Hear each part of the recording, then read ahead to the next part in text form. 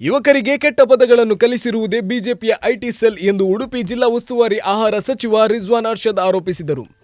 Udupi block ಯುವ ಕಾಂಗ್ರೆಸ್ ಸಮಿತಿ ಆಶ್ರಯದಲ್ಲಿ ಆಗಸ್ಟ್ 15ರ ಶನಿವಾರ ನಡೆದ 51ನೇ ವಾರ್ಷಿಕ ಸಮಾವೇಶ ಉದ್ಘಾಟಿಸಿ ಮಾತನಾಡಿದ ಅವರು, ಸತ್ಯ ಹೇಳುವವರನ್ನು ಅವಾಚ್ಯ ಶಬ್ದಗಳಿಂದ ನಿಂದಿಸುವುದು ಹಾಗೂ ಬಿಜೆಪಿ ಸಿದ್ಧಾಂತದ ವಿರುದ್ಧ ಮಾತಾಡುವವರ ತೇಜೋವಧೆ ಮಾಡುವುದೇ ಬಿಜೆಪಿ ಐಟಿ ಸೆಲ್ನ ಕೆಲಸ ಎಂದು ಟೀಕಿಸಿದರು.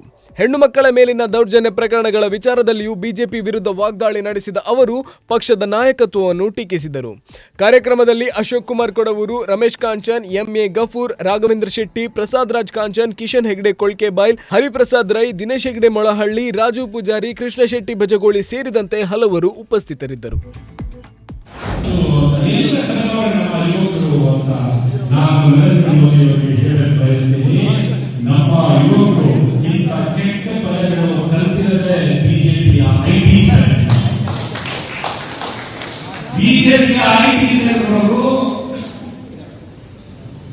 ಎಂತ ಅವಾಚ್ಯ ಶಬ್ದಗಳಿಂದ ಈ ದೇಶದಲ್ಲಿ ಯಾರಾದ್ರೂ ಸತ್ಯ ಹೇಳಿದ್ರೆ ಅವರನ್ನು ಬೈದಿದ್ರು.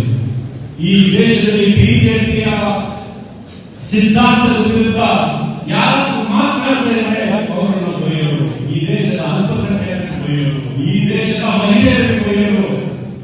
ನಿಮ್ಮ ಐಟಿ ಸೆಲ್ನಿಂದಲೇ ಕಲಿತು ನಿಮ್ಮನ್ನು ಅದೇ ಅವಾಚ್ಯ ಶಬ್ದದಿಂದ ಈ ದೇಶದ ಯುವಕರು ಬೈದಿದ್ದಾರೆ.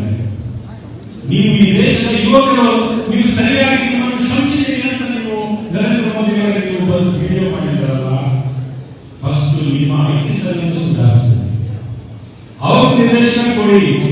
ಇದು ಅವಾಚ್ಯ ಶಬ್ದಗಳಿಂದ ಅಗೌರವವಾಗಿ ಜನರನ್ನು ಬೈಯಲು ಸೋಷಿಯಲ್ ಮೀಡಿಯಾದಲ್ಲಿ ಬಿಟ್ಕೊಡಿ. ಆವಾಗ ನಿಮ್ಮ ನೈತಿಕತೆ ಬೇರೆಯವರಿಗೆ ಹೇಳ್ತಿರ್ತದೆ.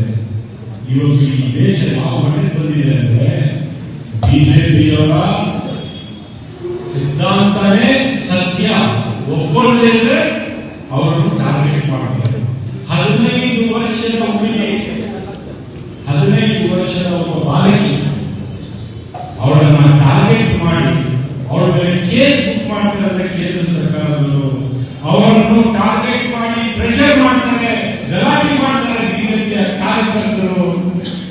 ಯಾಕಂದ್ರೆ ನರೇಂದ್ರ ಮೋದಿ ಅವರಿಗೆ ಬಯಸುವ ನಿಮ್ಮ ನಾಯಕತ್ವ, ನಿಮ್ಮ ಶಕ್ತಿ, ನಿಮ್ಮ ಸರ್ಕಾರದ ಸಾಮರ್ಥ್ಯ, ಸರ್ಕಾರದ ಯಾವುದೇ ಯಂತ್ರಗಳಿದ್ದರೆ ಪೊಲೀಸು, ಮಿಲಿಟರಿ ಎಲ್ಲವೂ ನಿಮ್ಮಲ್ಲಿ ಇಟ್ಕೊಂಡು ಒಂದು 15 ವರ್ಷದ ಹುಡುಗಿ ಬೈಕು ಅಂತ ನೀವು ಅಲ್ಲಾಡಿ ಹೋಗಿದ್ದೀರಲ್ಲ ಬಿಜೆಪಿ ನಾಯಕರು ಮೋದಿ ಅವರಿಗೆ.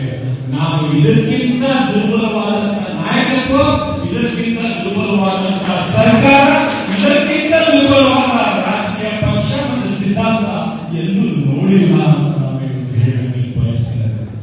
ಒಂದು ಚಿತ್ರ ಮಾಡಿ ಸಮಾಜವನ್ನು ಸಂಘಟನೆ ಮಾಡಿಲ್ಲ. ನಾವು ಎಂದು ನೆಗೆಟಿವ್ ರಾಜಕಾರಣ ಮಾಡಿಕೊಂಡು ಬಂದಿಲ್ಲ. ನಾವು ದೇಶ ಕಟ್ಟುವ ರಾಜಕಾರಣ ಮಾಡಿದ್ವಿ, ಸಮಾಜ ಕಟ್ಟುವ ರಾಜಕಾರಣ ಮಾಡಿದ್ವಿ. ಸಮಾಜದ ಎಲ್ಲ ವರ್ಗಗಳಿಗೆ ಯಾವ ವರ್ಗಕ್ಕೆ ಧ್ವನಿ ಇದೆ, ಧ್ವನಿ ಇಲ್ಲ, ಈ ಸಮಾಜದ ದೀನ ದಲಿತರಿಗೆ, ಈ ಸಮಾಜದ ಅತಿ ಹಿಂದುಳಿದ ವರ್ಗಗಳಿಗೆ, ಈ ಸಮಾಜದ ಅಲ್ಪಸಂಖ್ಯಾತರಿಗೆ, ಈ ಸಮಾಜದ ಬಹುಸಂಖ್ಯಾತರಿಗೆ, ಈ ಸಮಾಜದ ಮಹಿಳೆಯರಿಗೆ ಎಲ್ಲರಿಗೂ ಸಮಾನವಾದಂತಹ ಅವಕಾಶಗಳು ಸಿಗಬೇಕು, ಸಮಾನವಾದಂತಹ ಗೌರವಗಳು ಸಿಗಬೇಕು.